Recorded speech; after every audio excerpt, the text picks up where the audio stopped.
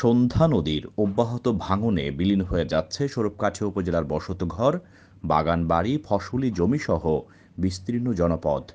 British আমলের নিদর্শন দিঘির পাড় মসজিদ রক্ষার দাবি এলাকাবাসীর। এসটিভির তথ্য ও ভিডিও চিত্রে দেখুন বিস্তারিত। সাথে আছি আমি কাউসার মাহমুদ।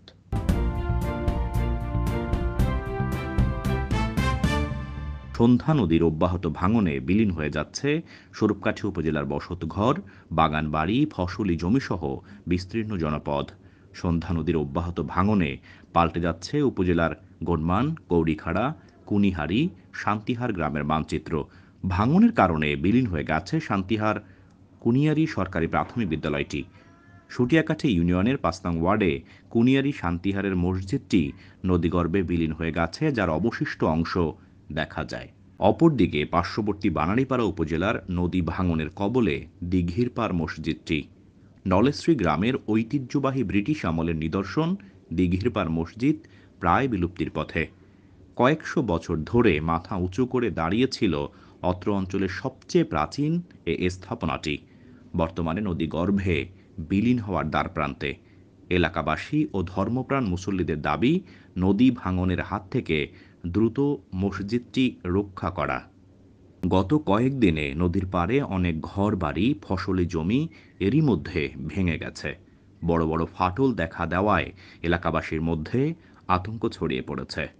এছাড়া দক্ষিণ ও উত্তর কৌরিখাড়া গ্রামের ভাঙন রোধে ব্লক ও জিওট্যাক্স ব্যাগে বালু ভর্তি করে ফেলার কারণে সাময়িক নদী ভাঙন থেকে রক্ষা পায়। ফলে ওই এলাকার ভাঙন থামলেও সন্ধ্যা নদীর দক্ষিণ দিকে ভাঙনের তীব্রতা ভয়াবহ রূপ নিয়েছে। ভাঙনের তীব্রতা বাড়ায় ২ বছরেরও কম সময়ের মধ্যে দক্ষিণ কৌরিখাড়া ও গনমান গ্রামে অন্তত ৫০টি বসত ভিটা, কৌরিখাড়া লঞ্চঘাট, ফেরিঘাট এলাকায় অন্তত ১০ থেকে ১৫টি দোকানসহ প্রায় ৫০ একর বাগানবাড়ি নদীতে বিলীন হয়ে গেছে। দফায় দফায় ভাঙনের ফলে দক্ষিণ কৌরিখাড়া ও গনমান এলাকার নদীর পাড়ের মানুষের মধ্যে আতঙ্ক দিন দিন ছড়াচ্ছে। স্থানীয়রা জানান, ৮০-র দশকের শেষ দিকে শুরু হয়ে এখনও অব্যাহত রয়েছে এ নদীর ভাঙন। অব্যাহত ভাঙনের ফলে উপজেলার গনমান, দক্ষিণ কৌরিখাড়া, উত্তর কৌরিখাড়া, শান্তিহার, কুনিয়ারি, ব্যাসকাঠি, জলাবাড়ি, পূর্ব সোহাগদল, শেহাঙ্গল এলাকায় কয়েক হাজার একর ফসলি জমি, বিস্তীর্ণ জনপদের অনেক বসত ভিটা সন্ধ্যার বুকে হারিয়ে গেছে।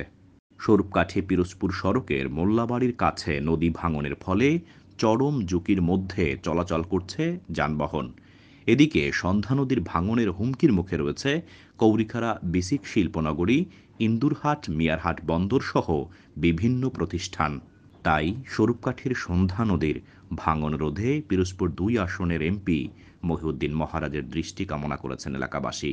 তারা বলেছেন, সন্ধ্যা নদীর ভাঙন রোধে জরুরি ভিত্তিতে স্থায়ী সমাধানের দাবি জানিয়েছেন তারা। এখন যে কবরস্থান ছিল এখানে, তার কবরস্থান অর্ধেক আছে। আর এই যে বন্যাটা হয়েছে না, বন্যা আমাদের তো ৩ দিক নদী, পূব দিকে, উত্তর দিকে, এই পূব দিকে, দক্ষিণে পশ্চিমে নদী। আমাদের বন্যা মানে ঘর, এই যে ঘর কিন্তু আমাদের সব বেড়া কোনোটাই নাই, এখন পর্যন্ত নাই। ওই সব ভাঙ্গিয়া ঘর আমাদের ওই দক্ষিণ দিকে যোগ দিয়েছে।